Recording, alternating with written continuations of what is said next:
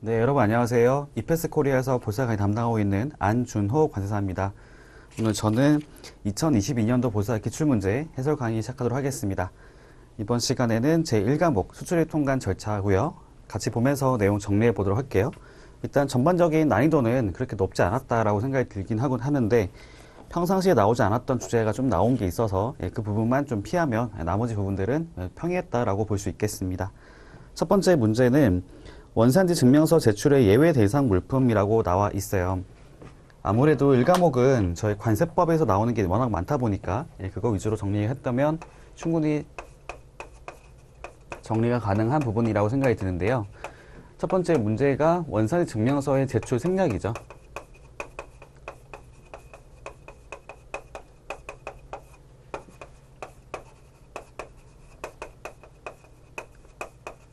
또는 면제라고 표현할 수 있겠습니다.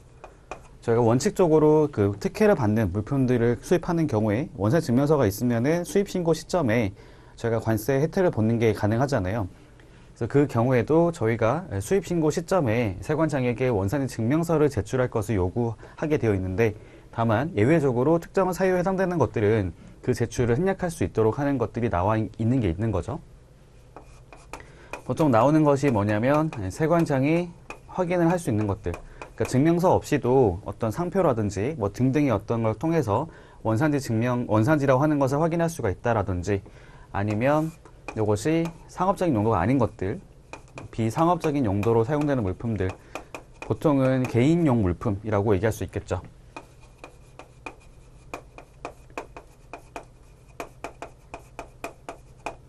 그리고 사전에 어떤 확인을 받은 물품이 있는 경우 등등등 나오는 것이 있는데, 여기 보면 일단은 가가 그거잖아요. 세관장이 원산지를 확인할 수 있는 물품으로 생각하시면 되겠고요. 그 다음에 밑에 내려가 보면 나랑 마가 나오는데, 이것들은 사실 개인용 물품이라고 보는 것들이 좀 주로 있겠습니다. 물론 나의 경우에 우편물 같은 경우에는 그 수입신고 대상 우편물은 빼고 나머지 물품들은 보통은 저희가 이제 개인용 물품이 많잖아요. 비상업적 용도 물품이 많은 것이고, 특히 라 같은 경우는 이제 개인이라고 딱 나와 있는 거죠. 개인이고 무상이고, 그다음 여행자 휴대품, 이런 것들은 다 개인적인 용도의 물품들이기 때문에 이렇게 제외를 해준다라고 보시면 되겠고요. 그리고 과세 가격이라 하는 것도 보시면은 이것도 소액 물품에 대해서는 이게 상업적이든 비상업적이든 관계없이 다 면제를 해줄 수 있도록 나와 있는 게 있는데, 요거는 금액이 잘못됐습니다. 20만 원이 아니라 요것이 15만 원이 됐어야 되는 거죠. 15만 원 이하의 물품에 대해서만 원산지 증명서를 제출할 것을 면제해 줄 수가 있는 거고, 그게 아닌 것들은 반드시 제출을 해야지만 됩니다. 정답은 다로 골라주시면 되겠네요. 넘어가도록 하겠습니다. 1번 정답은 다. 2번 문제는 저희 관세 법령상 잠정가격 신고 관련된 문제가 나와 있습니다. 잠정가격 신고, 그쵸, 출제가 종종 되는 부분이죠. 내용이 어렵지는 않고요.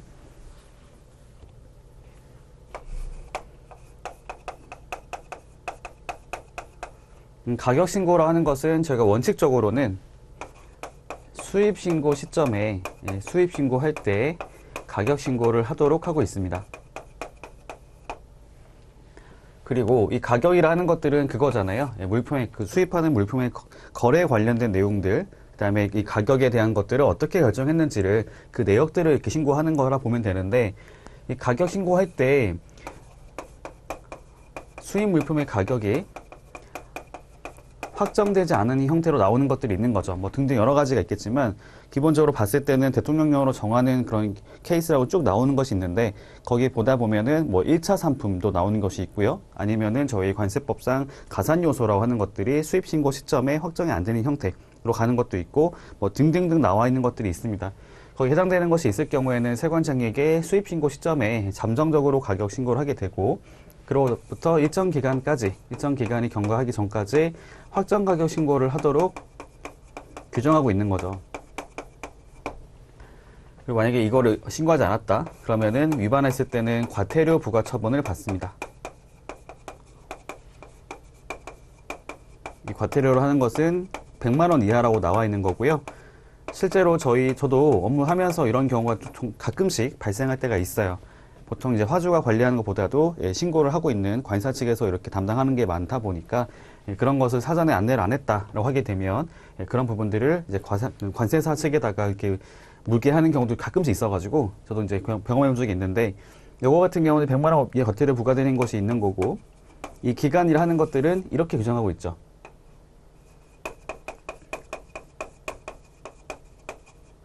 (2년의) 범위에서 세관장이 정하는 기간으로 나와 있습니다. 그러니까 최대 2년이 되는 것이고, 세관에서 봤을 때 별도로 2년까지 필요 없는 것 같다 라고 한다면은 뭐 1년이든 1년 6개월이든 이런 식으로 결정을 따로 할 수가 있다고 이해하면 되는 거죠. 그래서 앞에 보면은 뭐뭐를 고려하는 내용이 나옵니다. 아무래도 이제 이런 내용을 보겠죠. 거래 내용을 쭉 봤을 때, 거래 어떤 물품 특성이나 거래 어떤 형태를 봤을 때는 요거는 2년까지 가는 게 맞는 것 같다. 아니다, 이건 좀 짧을 필요가 있는 것 같다. 라고 해서 정하는 것이 있을 경우에는 그 기간까지 확정가격 신고를 하도록 하고 있는 거고요. 그 다음에 요거 가지고 기간 끝나기 전에 3일 전까지 연장 신청을 또 할 수 있게 되어 있잖아요. 부득이한 사유로 확정가격 신고를 못할 것 같다 라고 했을 경우에는 세관장에게 기간 만료 3일 전까지 확정가격 신고 연장 신청이라고 하는 것을 할 수가 있게 되고, 그때도 이제 2년의 범위 내에서 기간 만료부터 이전 범위 내에서 연장이 가능한 부분까지 나오게 된 거죠. 그래서 첫 번째 내용은 2년의 범위 안에서라고 하는 게 맞기 때문에 일단 이 앞에 2로 들어오면 될 것 같고요. 두 번째 같은 경우는 그거네요. 가산율에 관련해서는 저희가 30일 전까지 세관장에게 가산율 산정 요청을 할 수가 있게 되어 있어서 정답은 나로 골라주시면 되겠습니다. 뭐 사실 내용은 어렵지 않았던 걸로 보이고요. 이런 형태의 문제들은 기존에 출제가 됐었기 때문에 쉽게 답을 고를 수 있는 문제가 아니었나라고 생각을 해봅니다. 다음 3번 세액 정정 및 보정에 대한 설명으로 맞는 것은, 이것도 종종 나오는 거였죠. 출제가 좀 자주 됐던 부분이고 내용은 어렵지 않았다고 생각이 드는데 한번 같이 확인해 보도록 하겠습니다.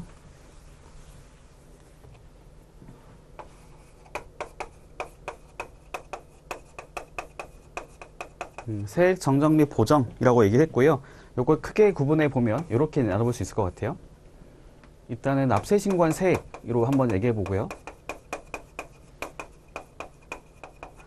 두 번째로는 납세자가 신고하고 납부까지 완료한 세액, 이렇게 두 개를 나눌 수가 있는 거죠.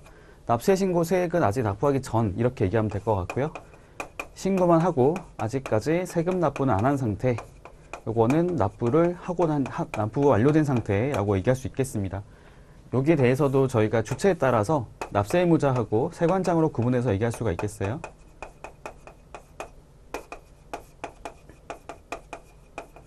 요것도 마찬가지인 거죠.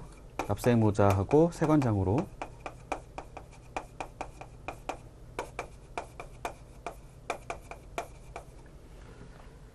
납세 신고한 세액에 대해서는 이것이 과다하든 부족하든 관계없이 모두 세액 정정이라고 표현을 쓰고 있습니다. 요거는 세관에서는 항상 경정이죠.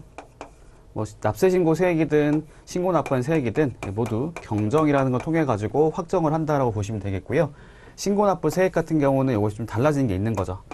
납세 의무자가 과다하게 납부했다라는 것을 알게 되었을 때는 그때는 스스로 하는 것이 아니라 세관장에게 경정해 달라고 청구를 할 수가 있습니다. 그러니까 결국에는 세관의 심사를 거쳐가지고 경정 처분을 받았을 때 이제 환급을 받는다고 이해하시면 되는 거고요. 부족하게 납부한 세액에 대해서는 이것도 보정기간 내에 있는 경우하고 그렇지 않은 경우 나눠가지고 구분해 볼 수가 있는 거죠. 보정기간 안에 정정을 한다면 이건 보정 신청으로 볼 수가 있겠고요. 그 기간 경과하고 나서는 수정 신고 이렇게 흘러가게 되겠습니다. 그 납부 기한을 말해 봤을 때 아직 납부하기 전 상태이기 때문에 최초의 납부 기한이라 하는 것들이 아직 끝나지가 않은 거죠. 납세 신고를 하고 나서는 납세 신고 수리일부터 15일까지가 납부 기한 잡히기 때문에 납부 기한은 최초의 납부 기한으로 계속해서 인정이 됩니다. 최초의 납부 기한이라 한다면은 관세법 제9조에 나왔던 원칙적인 납부 기한으로 볼 수 있겠고요. 납세 신고 수리부터 15일까지는 아직 기한이 경과되지 않았다면, 그렇다면 그것을 바꿨을 때도 기본적인 원래 정했던 납부 기한까지 납부할 수 있게 해주고 있는 것인데, 보정 신청과 수정 신고 같은 경우에는 요거는 바로 다음 날까지 납부를 하도록 하고 있는 거죠. 납부 기한이 상당히 짧습니다. 왜냐면 이건 이미 납부했던 세금을 바꾸는 거기 때문에, 정정하는 거기 때문에 이건 바로 다음 날까지 납부하도록 하고 있는 거죠. 그래서 이걸 어기게 되면 가산세가 발생을 하고요. 그다음에 경정 같은 경우에는 납부고지를 하게 될 거예요. 납부고지를 하게 됐을 때는 납부고지서를 받은 날 수령일부터 15일까지 납부기한이 설정이 될 겁니다. 이렇게 한번 같이 정리해보죠. 첫 번째, 납세무자는 신고 납부한 세액이 과다한 것을 알게 되었을 때는 세액 보정이 아니고요. 보정 신청이 아니고 경정 청구를 해야 되는 부분이고, 납세무자는 정정한 내용대로 세액을 정정해서 납부서를 재발행하되 납부서 번호와 납부기한도 변경해야 된다. 아니죠. 아까 제가 말씀드렸던 대로 아직 납부기한 경과되기 전이기 때문에 납부기한이 변경되지는 않습니다. 그다음에 세관장은 신고 납부한 세액이 과다하거나 품목분류 등의 오류가 있는 것을 알게 됐을 때는 납세무자에게 보정을 신청할 수 있도록 통지할 수 있다. 아니죠. 지금 보정 신청이라 하는 것은 두 가지를 말을 하는 것인데요. 일단 여기서 부족한 걸 말씀드렸던 게 있는 거고, 그러니까 보정 신청은 크게 두 가지가 있는 거죠. 신고 납부한 세액이 부족하다라는 걸 알게 되는 경우가 있는 거고, 두 번째로는 세금의 변동은 없지만 과세 가격에 영향을 미치는, 그러니까 세액 산출에 영향이 되는, 그 산출에 영향을 미치는 것에 대해서 오류가 있음을 알게 됐을 때도, 그러니까 이거는 세액 변동은 없는 거죠. 이거는 세액 변동이 있는 거고, 그러니까 세액 변동이 있는 것이든 없는 것이든 둘 다 보정을 하는 형태로 가게 됩니다. 근데 여기 나와 있는 건 과다하게 되어 있는 건 아니기 때문에 부족하게 되는 경우이거나 아니면 이제 세액 산출에 기초가 되는 과세 가격이나 품목분류 이런 부분에서 오류가 있음을 알게 되었을 때는 보정할 수 있도록, 그러니까 보정 신청할 수 있도록 하고 있는 거죠. 나의 경우에는 지금 보니까요, 세액 보정 신청하게 되면 바로 다음 날까지 납부를 해야 돼서 틀렸고요. 납세무자는 납부기한 다음 날부터 보정 신청을 한 날까지의 기간과 관세법 시행령에 나와 있는 이유를 적용해서 계산한 금액을 가산해서 납부해야 된다. 그쵸. 이게 뭐를 말을 하는 거냐면은, 기본적으로 저희가 납부했던 세금을 지금 바꾸는 것은 부족하게 되는 것이 발생하게 되면 가산세라고 하는 것들을 부과하게 된다고 이해하면 되는데, 다만 보정 신청 같은 경우에는 스스로 자발적으로 좀 이른 시기 안에 정정을 하는 거기 때문에 요거는 가산세는 발생하지 않고요. 다만 부족하게 납부했던 것에 대해서는 이 보정이자라고 하는 것들을 적용한다라는 거죠. 부과한다. 그래서 그 얘기하고 있는 것이고, 마도 맞습니다. 기본적 기초는 납부기한의 다음 날부터 해가지고 계산을 하는 것이죠. 그래서 납부일까지 기간에 대해서 대통령령으로 정하는 이자율을 곱해서 산출된 것을 보정이자로 징수한다라고 이해하면 되겠습니다. 넘어가도록 하고요. 4번 문제 같은 경우는 되게 자주 나왔던 문제죠. 수입신고서에 의한 간이신고 대상 물품으로 맞는 것은, 요건 크게 나눠 봤을 때 신고 생략 대상하고 그다음에 간이신고 대상으로 구분해 볼 수가 있겠습니다. 신고 생략 대상 같은 경우에는 보통 그거죠. 외교에 관련된 것들 있잖아요. 외교 통상, 저기 나와 있는 것처럼 외교 행랑으로 반입되는 면세 물품이라든지 외교통상부로 발송되는 자료라든지 이런 것들, 기록문서와 서류, 그다음에 장례를 위한 유해 이런 것들 중에서 이제 관세가 면제되는 물품들은 신고가 생략이 되는 거라 가지고 별도로 이렇게 신고서의 내용 기재해서 신고하지 않더라도 그냥 생략이 돼서 넘어가는 거죠. 그리고 그런 것들은 비엘만 제시하게 됐을 때 바로 물품을 인도받을 수가 있는 형태로 가게 됩니다. 근데 설계도중 수입승인 면제되는 물품 같은 경우에는 이 수입승인이라고 하는 것 자체가 어떤 확인이 필요한 거잖아요. 그러니까 물론 이거는 그 대외무역부상에 나와 있는 거긴 하지만 이 수입승인이라 하는 것들이 면제되는 것들이 어떤 사유가 여러 가지가 있단 말이에요. 그런 사유가 있는 것들 중에서는 이거에 대해서 어떤 확인이 필요할 수도 있기 때문에, 물론 정식으로 수입 신고하고 있지는 않지만 생략은 안 하는 것이고 간이하게 신고하도록 규정을 두고 있는 거죠. 정답은 가가 되겠습니다. 1번 가. 그 다음 5번 문제 가볼게요. 요것도 저희 시험에 자주 나왔던 거죠. 정말 자주 나왔던 거라 쉽게 답을 고를 수 있을 거라 생각이 드는데, 통간지 세관이 제한되는 특정 물품에 대해서 얘기해보게 되면 이거는 정말 자주 나오는 거죠. 거의 2년마다 한 번씩 나오는 것 같아요. 2년 또는 3년에 한 번씩 나오는 것 같은데,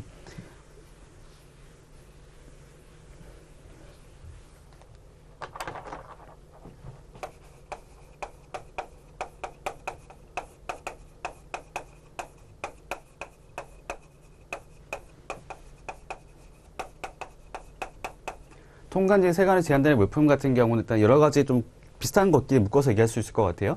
첫 번째 같은 경우에는 그거죠. 어떤 원료 형태로 나오는 것들, 좀 관리가 필요한 물품이라고 볼 수 있겠습니다. 여기 가서 보면은 고철, 그 다음에 한약재가 나오는 거죠. 한약재 같은 경우는 원료를 말을 했던 것이고요. 그 다음으로는 요거 말고 저희 중고승용차,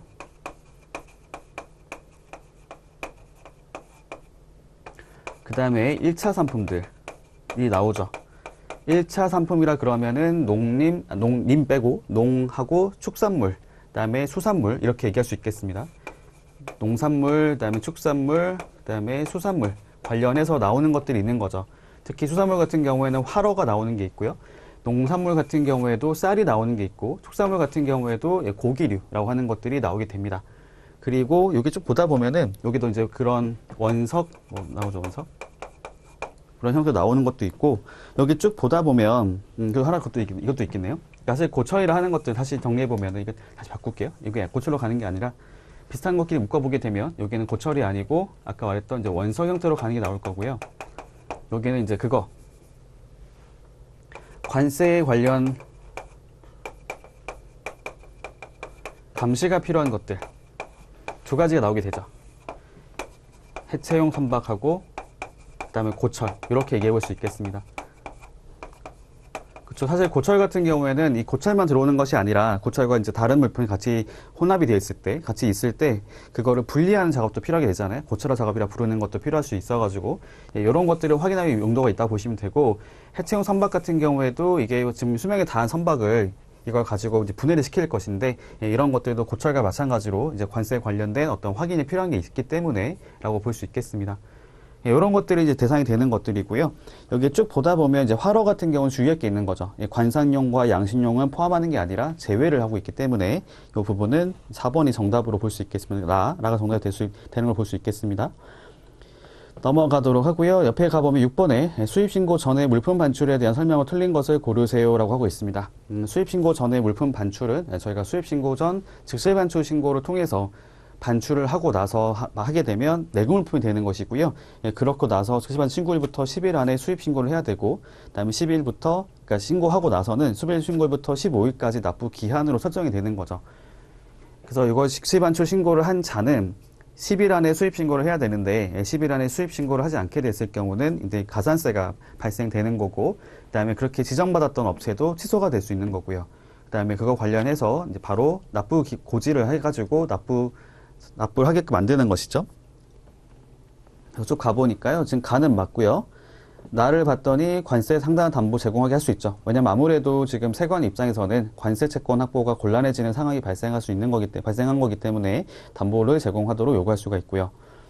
그 다음에 이거는 좀 다른 게 뭐냐면 저희가 수입신고 수리 전 반출 승인 제도하고 비교해 봤을 때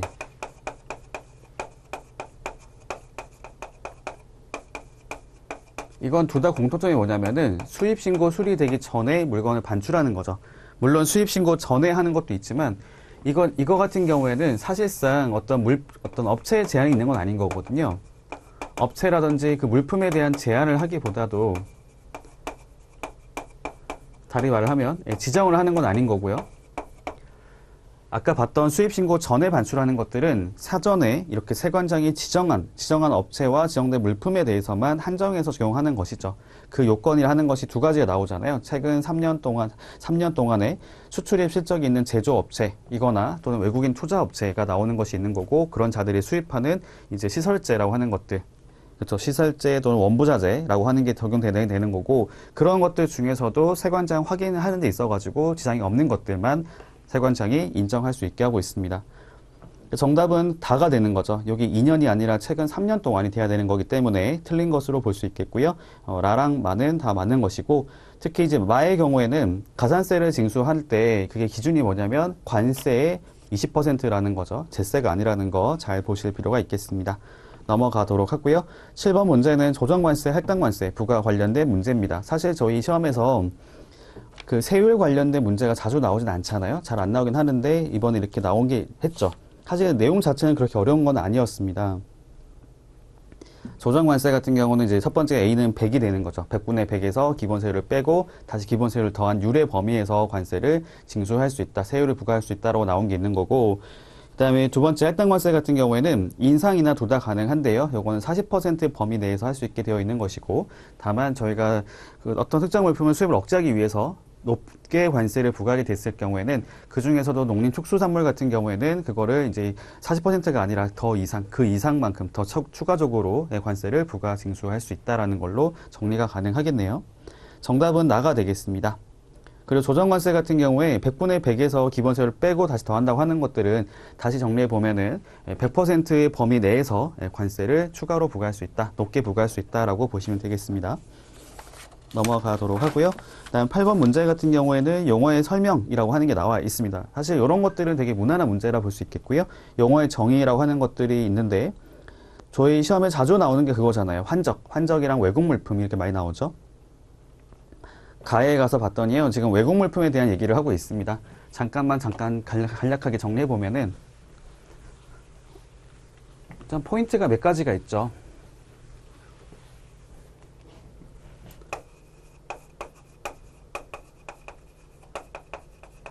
외국 물품은 크게 두 가지로 구분해서 얘기할 수가 있겠습니다.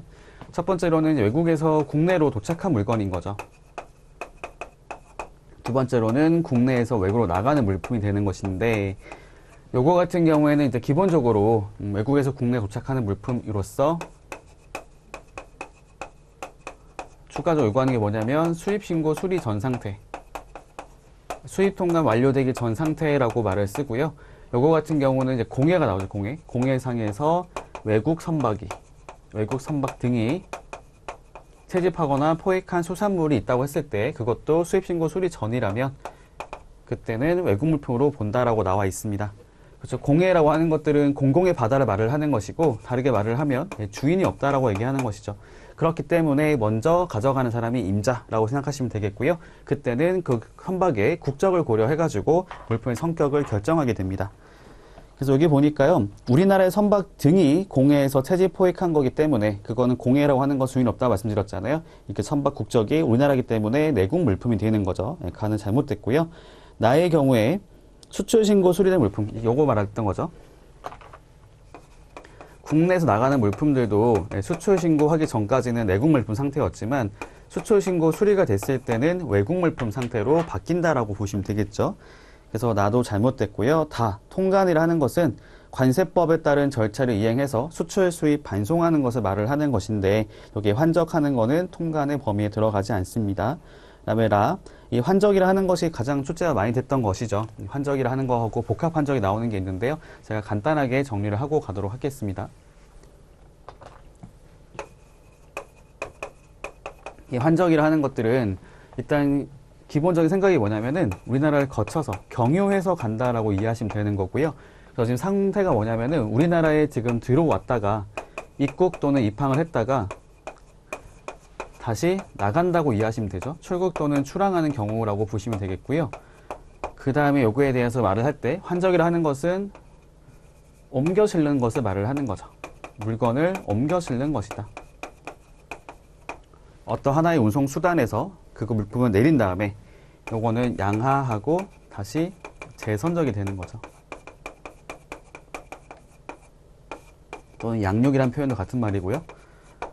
그래서 어떤 하나의 운송 수단에서 물품을 내렸다가 다시 옮겨 실는 것인데, 저희 관세법상 환적을 봤을 때 가장 중요한 게 뭐냐면 관할하는 세관이 같은지 다른지를 가지고 판단하고 있습니다.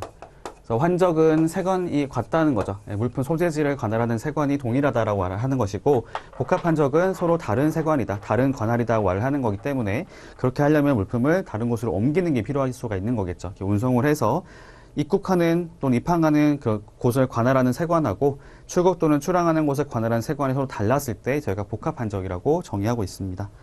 그래서 라가 정답이 되겠고요. 마의 경우에는 수입신고 수리 전 반출 승인을 받아 반출된 물품은 외국 물품이 아니라 내국 물품이 되는 거죠. 내국 물품 같은 경우는 간단하게 정리를 해볼 수가 있겠는데요. 요거는 크게 세 가지 정도로 얘기를 해볼 수가 있을 것 같아요. 우리나라에 있는 거죠. 있는 것 중에서 외국 물품이 아닌 것, 이렇게 표현하고 있습니다. 그 다음에 두 번째로는 그거죠. 공해. 공해에서 우리나라 선박이 채집하거나 포획한 수산물 등이 나오는 게 있고, 세 번째로는 통관 절차가 완료된 물건을 말을 해요. 다만 이 통관 절차 완료라고 하는 것들이 요게 특례에 해당되는 걸 말을 하는 거죠. 원칙적인 통관 절차 완료된 것들은 여기 첫 번째 케이스로 해당되는 것이고요. 나머지 같은 경우는 통관 절차의 특례라고 부르는 입항 전 수입 신고, 그 다음에 수입 신고 전 즉시 반출 신고, 그 다음에 수입 신고 수리 전 반출 승인이죠.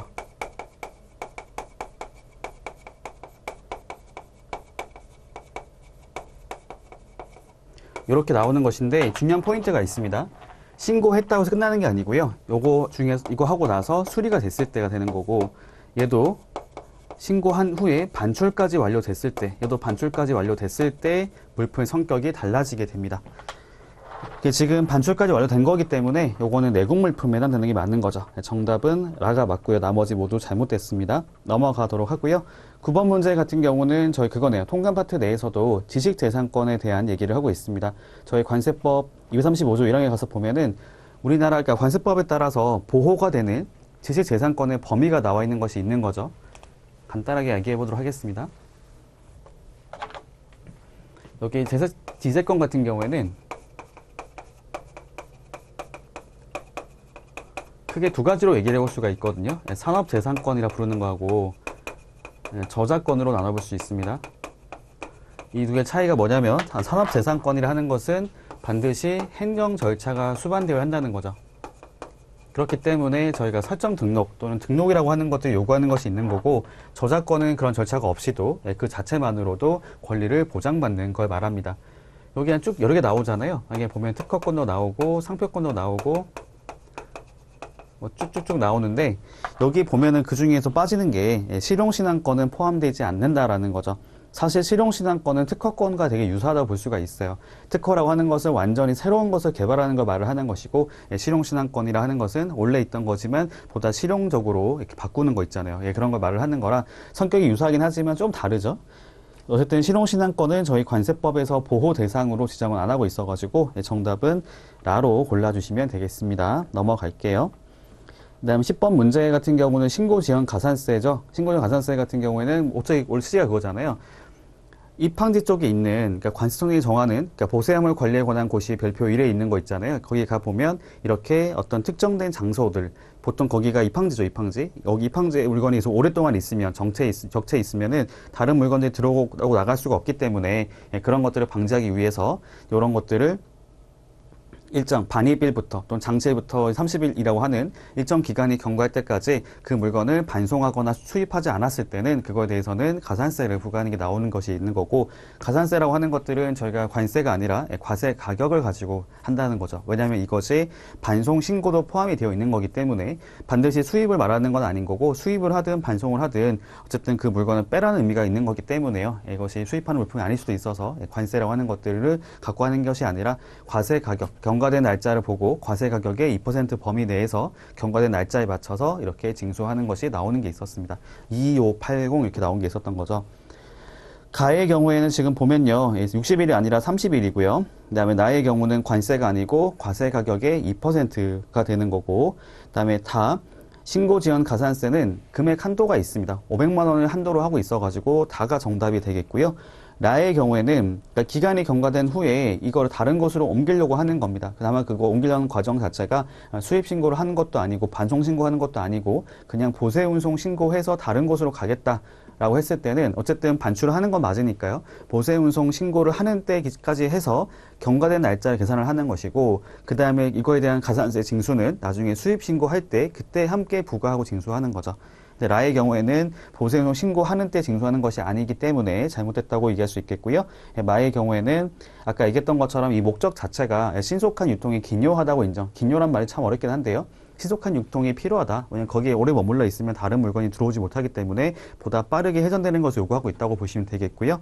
그거 같은 경우는 관세청장이 정하는 물품으로 해가지고 아까 얘기했던 보세화물 관리에 관한 곳이 별표 1에 가면 그렇게 특정된 보세구역에 나와 있습니다. 참고로 말씀드리면 신고지연 가산세 같은 경우에는 저희가 그 수입신고 수리된 물품을 반출하는 거 있잖아요. 15일 반출하는 그 내용하고도 똑같이 적용이 된다라는 거죠. 넘어가도록 하고요. 그 다음에 11번 문제는 되게 쉬운 문제였네요. 요건 통관의 부분에서 저희 신고의 처리에 대한 얘기를 했던 것인데 사실 헷갈릴 게 별로 없었습니다. 내용이 간단한 거였기 때문에 잠깐 말씀을 드려보도록 하면요. 저희가 어떤 신고를 한 게 있었을 때 신고 처리하는 방법에는 여러 가지가 있을 거예요. 그냥 아무런 문제가 없으면 수리를 해줄 것이고, 근데 딱 보니까 보완이 필요한 게 있을 때는 보완 요구를 할 것이고,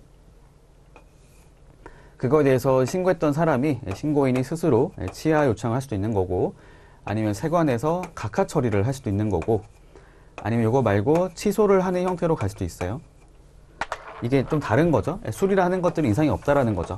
문제가 없었다라는 것이고, 보안은 이제 그 말대로 어떤 내용상에 또는 그 기재된 내용 중에 확인이 필요한 게 있기 때문에 그거에 대한 추가적인 요청을 하는 게 있다고 보면 될 것이고, 이 치하라고 하는 것은 이 의미 자체가 자발적으로 하는 거예요. 자발적으로.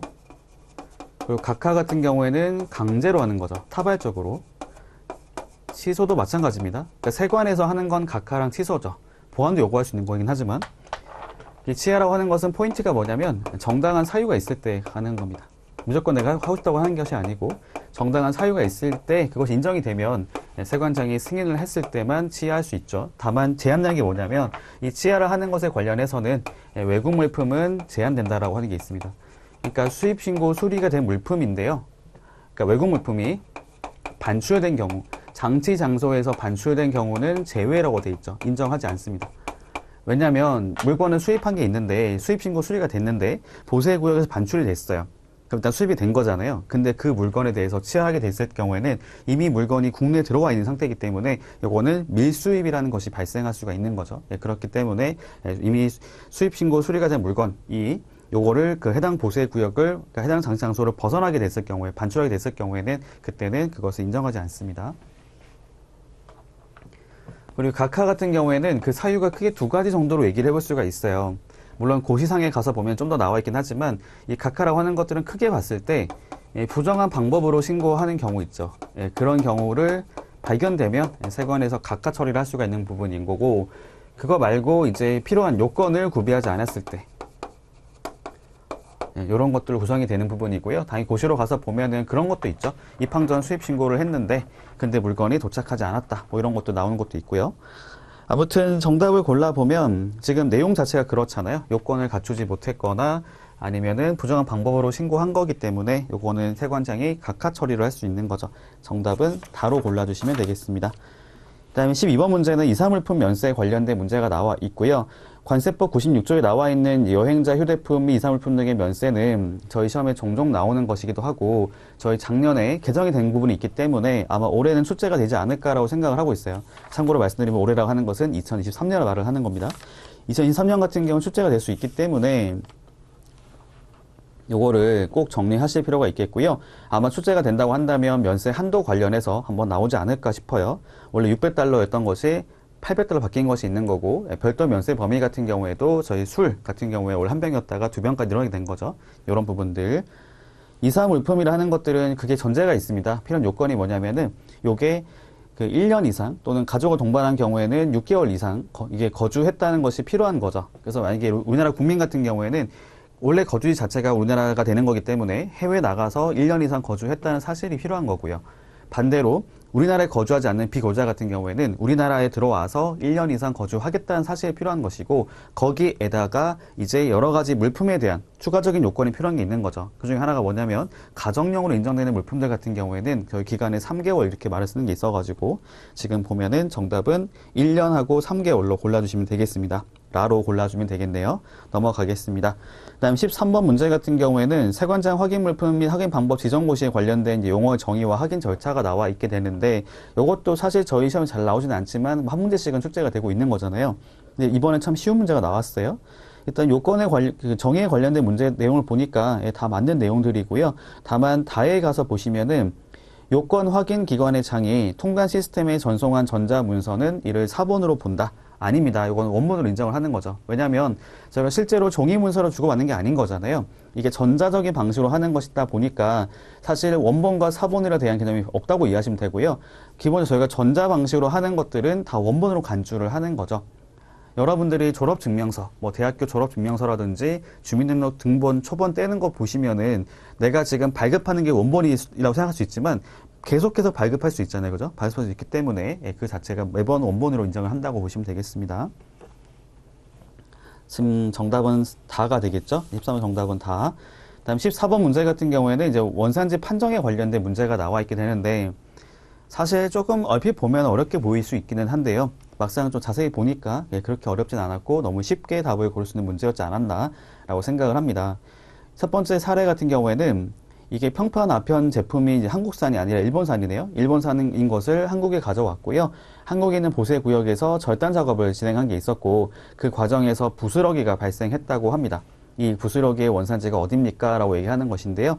근데 그 절단 작업이라 하는 것들이 수행됐죠? 수행됐는데 그것이 핵심 포인트가 뭐냐면은 그것이 과연 이제 물품의 실질을 바꿀 정도의 가공인지 아닌지 판단해 볼 수가 있을 것 같고요. 그리고 기본적으로 스크랩이라고 하는 것들은 어떤 특정한 나라에서 발생한 것이 있을 경우에는 그 나라의 원산지로 인정을 해주기 때문에 요건 한국이라 하는 것은 의심의 여지가 없을 것 같아요. 그리고 기본적으로 절단 작업이라 하는 것들도 단순 절단 이런 게 아닌 곳에야 이런 것들은 이제 실질적인 그런 충분한 가공으로 인정이 되는 거죠. 그 다음에 사례 2번 같은 경우는 너무 쉽습니다. 호주에서 30개월 사육된 유구를, 소고기를 뉴질랜드로 운송을 해서 도축을 했고, 소고기 상태로 한국으로 수입을 했다고 합니다. 핵심이 뭐냐면은 이게 출생하고 사육, 길러진 것들을 인정할 거냐, 아니면 도축 행위를 했던 곳을 원산지로 볼 거냐는 건데, 저희가 관세법 시행규칙 가서 보면요, 저희 불인정 공정에 대한 기준이 쭉 나오는 것이 있는데, 거기 안에 도축 작업이 포함되어 있어가지고, 호주에서 했던 것들은 원산지로 인정하지 않는 거죠. 호주가 아니라 뉴질랜드. 그래서 호주에서 태어나고 길러졌던 이 소라고 하는 것들을 원산지로 본다는 겁니다. 정답은 나로 골라주시면 되겠네요. 넘어가도록 하겠습니다. 그 다음 15번 문제 같은 경우는 되게 쉬운 문제라고 볼 수 있겠고요.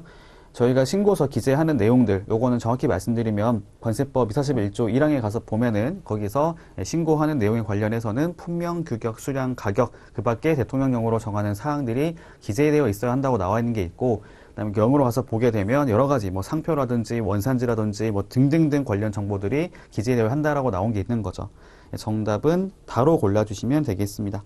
품명, 규격, 수량, 대통령령을 정하는 사항을 세관장에게 신고를 해야 되는 거죠. 일단 저희 관세 행정 업무 자체가 거의 웬만하면 세관장에게 신고를 해요. 세관장에 이제 처리를 합니다. 왜냐하면 역할이 다르기 때문인 거죠. 세관은 그냥 민원인 상대를 하는 곳이다라고 이해하시면 되는 거고, 관세청장에게 뭔가 한다는 거는 관세청장 역할이 뭐냐면 민원인 상대로 해서 이렇게 업무를 계속 처리해 주는 것이 아니라 세관에서 업무를 봤을 때 뭔가 통일된 기준을 가지고 할 수 있도록 그런 지침을 내려준다거나 아니면 고시를 한다거나 이렇게 가게 되는 거죠. 그래서 반대로 말을 하면 어떤 세관별로 다르게 판단하면 안 되는 것이 있을 경우에는 그거는 관세청장에게 접수를 하는 걸로 이해하시면 되겠습니다. 그리고 이제 수입신고, 반송신고 이런 것들은 다 세관장이 하는 거죠. 넘어가도록 하고요. 그다음 16번 문제는 수입통관 사무처리에 나와 있는 그 용어의 정의라고 하는 것이 있는데, 뭐 내용 자체는 어렵지는 않았다고 생각이 들고요. 일단 가를 제외한 나머지 것들부터 볼게요. 전자통관 심사라고 하는 것은 저희가 AI 심사라고 부르는 것이고, 이게 나온 지가 오래는 안 됐어요. 저 같은 경우는 이제 관사 업무를 하고 있기 때문에 전자통관 심사라고 하는 것들을 계속 업무를 보고 있는 사람인 거죠. 그게 자동 수리가 되는 겁니다. 저희가 수입신고 접수를 하게 되면 접수하고 나서부터 1시간이 지나고 나면은 자동적으로 수리가 돼요. 수리가 되고, 다만 관련된 서류들은 저희가 유니패스라는 사이트 통해 가지고 거기로 이제 업로드를 통해서 나중에 세관에서 심사를 하겠죠. 요거는 위반 위험도가 높은 물품에 대해서는 하면 안 되는 방식이죠. 왜냐하면 이건 자동 수리가 되는 거니까요. 요건 반대로 위험도가 낮은 물품에 대해서 선별해서 하는 걸로 가는 게 맞는 거고요. 다의 경우에는 좀 헷갈릴 수가 있는데, 이 수입통관 담당과에서 PL 신고건하고 서류 신고건을 같이 통합해서 하는 것이 아니라, 대상 자체는 PL 신고건이 맞아요. 하지만 이 담당하는 부서가 다른 거죠. 두 개가 같이 하는 거죠. 하나는 수입과라 부르는 통관과에서 하는 것이고, 또 하나는 통관정보과라 부르는 PL건을 심사하는 그 기관의 그 부서에서 같이 통합해서 보는 거, 심사하는 거라고 볼 수 있겠습니다. 다 잘못됐고요. 그 다음에 라의 경우에는 부두 직통관이죠. 부두에서 직접 바로 통관하는 걸 말을 하는 것이고, 이렇게 되는 것은 기초가 하주가 2명 이상이 아니라 1명일 때 가능한 겁니다. 그 다음에 마의 경우에는 좀 그럴싸하게 만들어 놨는데요. 특허보세 구역 같은 경우는 운영인이 이제 나오는 것이고, 특허랑 종합은 운영이 나오는 것이고, 지정보세 구역에서는 저희가 화물관리인이라고 표현을 쓰고 있는 거잖아요. 그래서 이게 바뀐 거죠. 바뀌어져 있습니다. 다만 저희가 보세화물 관리에 관한 것으로 가면 거기서 말하는 운영인의 정의 안에는 화물 관리인까지도 포함이 되어 있기는 해요. 넘어가겠습니다. 정답은 가가 되는 거고요. 가가 맞는 내용이었습니다. 수입신고, 운송, 보관 관련된 이제 업체들 쭉 나와 있는 거고요. 17번 문제로 가보겠습니다. 수입 물품의 검사 절차에 대한 설명으로 맞는 것은 가 세관장은 물품 검사 전에 검사 준비 사항이 포함된 검사 계획을 신고인에게만 전자통관 시스템으로 통보해야 된다. 아니죠. 물론 신고인에게 알리는 게 중요하긴 하지만 어쨌든 검사하는 장소는 기본적으로 보세구역일 거잖아요. 물품 장치할 수 있는 장소가 될 것이고 거기를 관리하는 사람에게 관리자에게도 관리인에게도 장치 장소 관리인에게도 똑같이 통보를 해야 되는 거죠. 왜냐면 거기서 협조가 필요할 수 있거든요. 그래서 그게 나오는 것이고 나 세관장은 수입파주 또는 장치장소 관리인에게 검사 준비 사항을 요구할 수 있으나 이 경우에 검사 준비 완료 여부에 따라서 검사의 순서를 조정할 수는 없다. 아닙니다. 조정할 수 있습니다. 조정할 수가 있어가지고 저희가 이게 지역마다 좀 다르긴 하는데요. 보통 이제 부산 같은 경우에는 사전에 미리 확인을 해요. 조율을 해가지고 그 가능한 걸 미리 계획을 짜는 거죠. 계획을 짜가지고 이제 이렇게 한 바퀴 돕니다. 이렇게 돌아가지고 이제 그 순서에 맞게끔 뭐 그렇게 볼 수 있겠죠. 멀리서부터 시작해가지고 가까이 오는 쪽으로 해가지고 검사 진행할 수 있겠죠. 근데 검사 준비가 안 되는 곳이 있다고 했을 경우 패스를 하는 거거든요. 넘어간다고 이해하시면 되고 나중에 검사할 수 있도록 조정을 할 수 있습니다. 그 다음에 다가 정답이 되겠죠. 검사 준비 완료되면은 관리인, 그 다음에 종사자의 협조하에 검사를 실시한다. 라는 게 맞고요. 라의 경우에는 수입파주나 신고인이 검사에 참여하게 할 수 있지만 어떠한 요청이나 간섭을 해서는 안 된다. 물론 간섭을 해서는 안 되겠죠. 간섭을 하면 안 되는 거지만 근데 아무래도 화주 입장에서는 물품을 검사하는 과정에서 물품이 손실이 발생하는 것을 되게 꺼려하기 때문에 그거에 관련해서는 좀 주의해달라고 요청을 할 수가 있는 거죠. 신고인이. 글쎄요. 물론 실제로 제가 이제 업무하고 있다 보니까 실제로 세관 검사를 할 때 뭐 제가 나서가지고 이렇게 뭐 검사하는데 좀 주의해 주시면 안 될까 이렇게 말을 한 적은 없었던 것 같아요. 아무래도 위치가 위치인 만큼 그렇게까지는 한 적은 없는데 물론 그럴 수 있죠. 검사하는 담당 공무원이 이렇게 주의를 다하지 않고 뭔가 하는 게 있을 때는 당연히 그거에 대해서는 얘기할 수 있겠죠. 근데 그런 경우는 많지가 않아가지고 그렇습니다. 그다음에 마로 가볼게요. 검사자는 장치장소 관리인의 검사 준비 또는 협조 사항을 전자통관 시스템에 등록하면 되고 화물 담당 부서에 통보할 필요는 없다. 아닙니다. 화물 담당 부서에도 통보를 해야 되는 거죠. 정답은 다로 골라주시면 되겠습니다. 그 다음에 18번과 19번 문제는 저희 시험에 엄청 자주 등장하는 문제라 볼 수 있겠고요. 그러니만큼 되게 쉽게 답을 고를 수 있지 않았을까 생각이 드는데 수입 물품의 과세 물건 확정 시기라고 하는 것들은 그거잖아요. 이 과세 물건이라 하는 것은 수입하는 물품이 되는데 이 수입 물품이라 하는 것들이 갖고 있는 어떤 물품의 성질과 수량이라고 하는 것들이 항상 일정하지는 않기 때문에 이게 시기에 따라 달라질 수가 있는 거기 때문에 그 물건은 이제 관세 부과 목적으로 확정하는 것이 필요하다 보시면 되겠고요. 그 시기는 원칙적으로는 수입 신고했던 것은 수입 신고 당시의 물품 성질과 수량에 따라하는 것이고 수입 신고하지 않았지만 과세를 하는 이 발생하는 그런 게 있을 경우에는 뭐 어떤 사전 절차를 이행하는 게 있을 때는 그 절차를 어겼을 때 어긴 게 있다고 했을 때는 그 절차를 이행했을 당시의 물품의 성질과 수량에 따라 하는 것이고 어떤 특정한 상황이 발생하게 됐을 때 이런 과세하는 게 있다고 했을 경우에는 그런 사실이 발생했을 당시에 물품의 성질과 수량에 따라 하는 것이고 그다음에 수입 신고 전에 즉시 반출 신고하고 반출된 물품 같은 경우에는 수입 신고 시점을 가지고 그러니까 수입 신고 전 즉시 반출 신고 시점을 가지고 과세를 하는 것이죠. 왜냐하면 수입 신고 시점이라 하는 것은 이미 물품을 사용한 이유가 될 수 있는 거기 때문에 그때로 하지는 않는다라고 보시면 되겠습니다. 정답을 골라보면 라로 고를 수가 있는 거죠. 수입 신고를 한 때가 아닙니다. 왜냐하면 이게 기본 전제가 뭐냐면 과세 물건 확정 시기는 물품을 수입하기 전이란 말이에요. 그러니까 사용 소비하기 전 상태가 돼야 되는 거죠. 그러니까 그 전에 물품의 성질과 수량에 따라 결정되는 거기 때문에 수입 신고 전 즉시 반출 신고하고 반출되면 내국 물품이 되는 거잖아요. 그 말인즉슨 이걸 마음대로 사용 소비할 수 있다는 거가 되는 거기 때문에 그로부터 수입 신고는 10일까지 할 수 있는 거기 때문에 당연히 수입 신고하기 전에 물품의 상태가 달라져 있는 거겠죠. 그런 거는 인정하지 않습니다. 정답은 라로 고르시면 되겠고 그 다음에 납세의무자 같은 경우도 정말 많은 내용이 나올 수가 있는데요. 그걸 한 명 다 드리자면 좀 시간이 이제 많이 부족하기 때문에 간단히 말씀드려 보면은 원래 원칙은 이거잖아요. 납세의무자를 판단할 때는 항상 저희가 봐야 될 게 뭐냐면 실질과세 원칙이라고 하는 것을 고려할 필요가 있다라는 겁니다. 실질과세 원칙이라 하는 것들은 이게 서류에 나와 있는 어떤 형식이랑 그다음에 경제적인 실질을 하는 게 달랐을 때는 그때는 그 실질을 가지고 납세의무자를 결정한다라는 것이고요. 그 실질을 하는 것이 뭘 말을 하는 거냐면 물품에 대한 점유권을 가지고 있거나 뭐 소유권을 가지고 있거나 이런 자에 대해서 납세의무를 부담시키는 거다라고 이해하시면 되는 거죠. 그래서 저희가 이제 본래 납세의무자를 하는 것들은 수입 신고한 물품을 수입하주에게 납세의무를 부담시키는 것이고요. 그다음에 수입 신고하지 않았지만 과세하는 일이 발생하게 됐을 때는 즉 특별납세의무자 같은 경우에는 그런 상황에 따라서 그에 따른 책임이 있는 사람에게 뭔가 납세의무를 부담시키는 게 있다거나 아니면은 어떤 절차를 이행한 사람에게 납세의무를 부담시키는 게 있는 것이죠. 쭉 가다 보니까요. 정답을 골라보면 일단 하나씩 얘기해보죠. 위탁받아 수입업체가 대행 수입한 물품이다 라고 한다면은 그 물품에 대한 권리를 가진 사람이 따로 있다는 거고 그 자가 바로 위탁자가 되는 거죠. 수입 위탁받은 자가 아니라 위탁한 자가 돼야 되겠고요. 나의 경우에는 지금 목적지에 도착이 안 되면 관세를 즉시 징수할 수 있게 하는 것이고 그러면 해당 절차를 이행했던 자에게 납세의무를 부담시킬 수가 있습니다. 보세운송 신고 를 한 자 또는 승인을 받은 자에게 납세의무를 부담시키는 거고 보세운송은 허가란 절차는 없어요. 허가라는 것은 원칙은 금지되어 있는 것을 예외적으로 허락해 주는 걸 말을 하는데 보세운송은 원칙적으로 허용이 되는 거기 때문에 그러진 않고요. 다의 경우에 보니까 멸실 폐기되었을 때는 요거 잠깐 얘기해 볼까요? 이게 중요한 거다 보니까 한번 얘기하고 갈게요.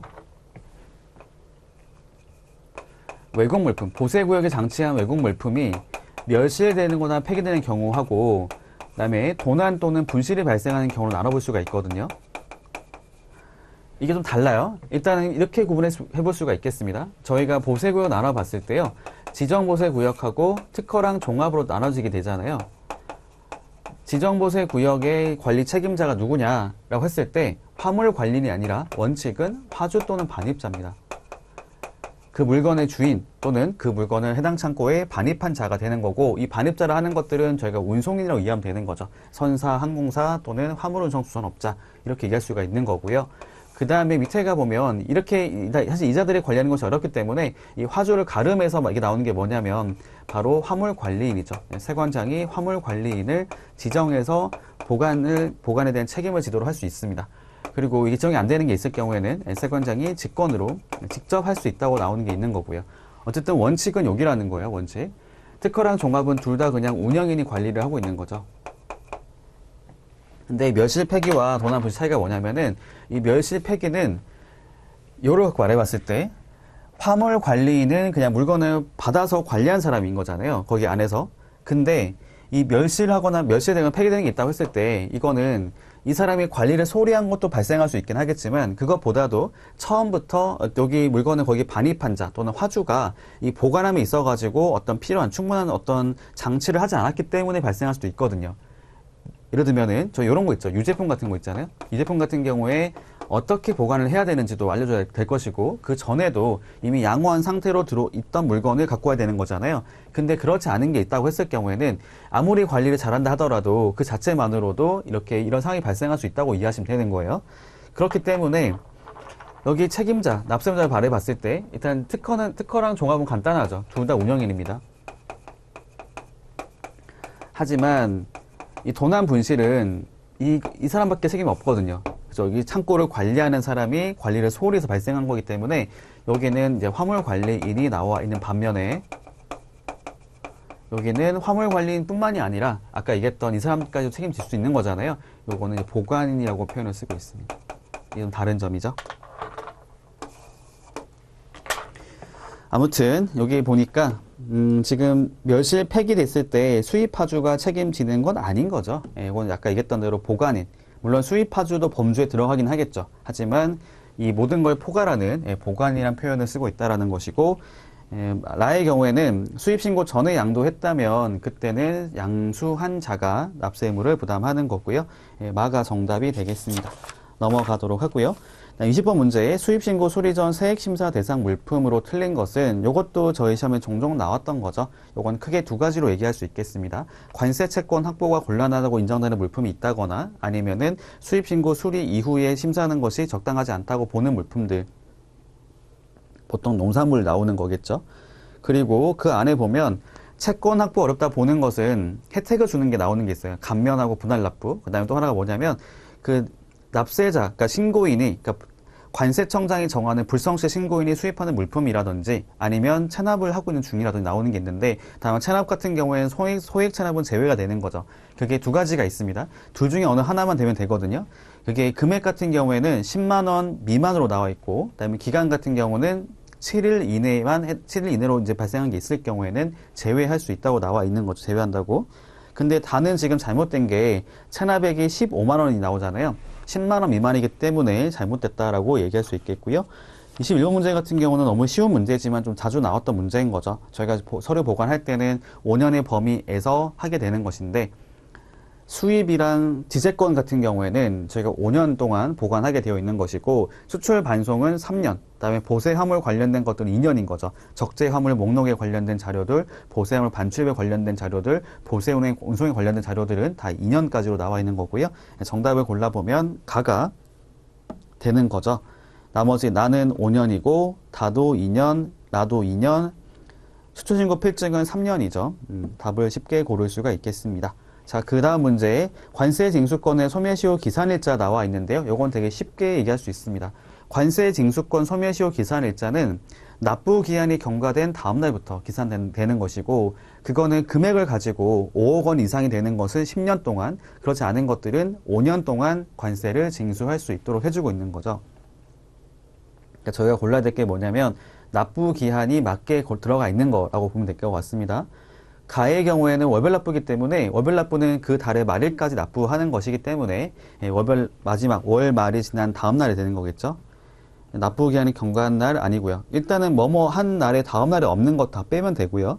나의 경우에는 납부 고지를 받은 날부터 15일까지의 납부 기한이고, 그 날에 바로 다음 날부터 기산하는 게 맞는 거라서 다음 날이 아니고 그냥 다음 날이 돼야 되는 거고, 보정 수정 같은 경우에는 납부 기한이 해당 어떤 신청이나 신고를 한 날에 다음 날까지잖아요. 그러면 그 날에 다음 날까지 가야겠죠. 그래서 지금 다라도 잘못됐다고 볼 수 있겠고, 정답은 마가 되겠습니다. 그 다음에 23번 문제는 이제 중복 정답이 처리했던 문제인데요. 분할 납부에 대한 문제가 나와 있는 거고, 분할 납부는 크게 두 가지로 얘기를 할 수 있습니다. 천재지변 등에 따라서 나눠서 낼 수 있게 해주고 있는 게 있고,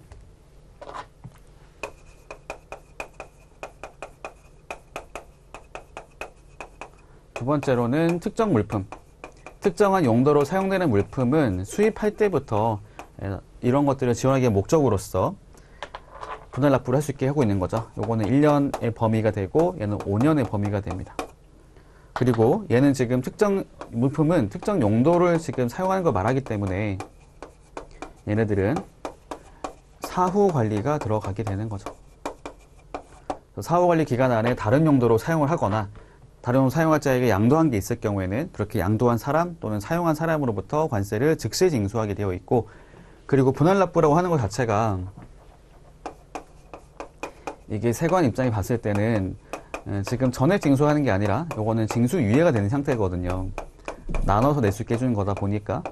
그래가지고 이거에 대해서는 혹시라도 해당 그 기간 안에, 납부 기간 안에 납부를 하지 않게 되거나 어떤 상황이 발생하는 게 있다고 했을 경우에는 바로 관세를 징수할 수 있도록 하고 있습니다. 그리고 이 분할 납부 승인을 받은 법인이 다른 회사하고 이렇게 합병을 하거나 뭐 이렇게 분할 합병을 한 게 있다고 했을 경우에는 그때는 존속하거나 새로 설립되는 법인에다가도 연대 납세 의무를 부담시키는 게 있는 거고요. 정답을 골라보도록 하겠습니다. 가는 지금 1년이죠. 2년이 아니고 1년이고, 나는 10년이 아니고 5년이고요. 그 다음에 다의 경우에는 이게 주의할 게 뭐냐면, 이게 양도를 하는 경우에도 동일한 용도로 사용할 자에게 양도했을 때는 양수인이 부담하는 거고, 다른 용도로 사용할 자에게 양도했을 경우에는 양도인이 부담하는 건데요. 지금 다의 경우에는 동일한 양도이기 때문에 양수인이 납세를 부담해야 되는 거죠.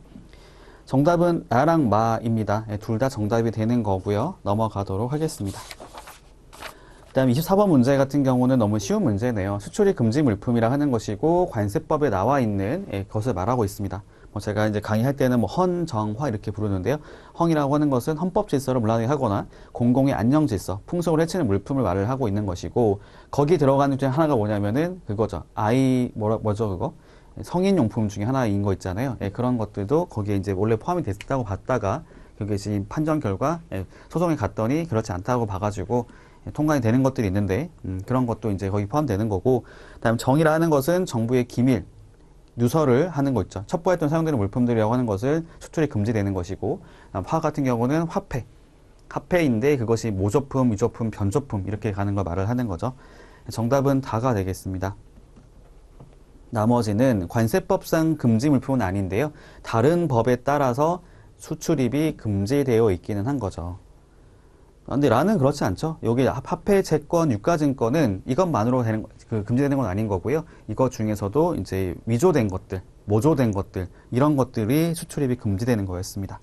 마지막 문제고요. 25번 문제 같은 경우는 저희 수입 통관 사무 처리에 관한 고시에 관련된 얘기가 나와 있습니다.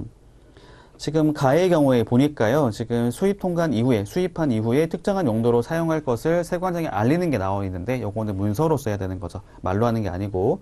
그다음에 나의 경우에는 이제 분석 대상 실효에 대한 얘기를 하는 게 있는데요. 보세사가 직접 채취하고 봉인하고 하는 것이 아니라 담당 직원이 하는 거기 때문에 나 잘못됐고요. 다의 경우에 보니까 보세구역 반입 명령이 나와 있는데요. 지금 다는 맞죠. 아까 설명 안 드린 게 있었는데, 취소라고 하는 것들은 요게 각하랑 다른 게 뭐냐면, 각하는 부정한 방법이라든지 아니면은 요건을 갖추지 않았을 때 이걸 없애는 거잖아요. 근데 취소는 그냥 그 당시는 적법하게 들어왔던 겁니다. 하지만 나중에 어떤 사유가 발생한 게 있었을 때 적법하게 한 거를 효력을 없애는 것을 제가 취소라 불러요. 라의 경우에는 지금 6개월이 아니라 3개월이고요. 그다음에 마의 경우에는 전자적 기록 방식을 제외하는 것이 아니라 포함을 하기 때문에 정답은 다로 골라주시면 되겠습니다. 네, 이렇게 해서 저희 1과목에 대한 해설을 마치도록 하고요. 다음번에 2과목으로 뵙도록 하겠습니다.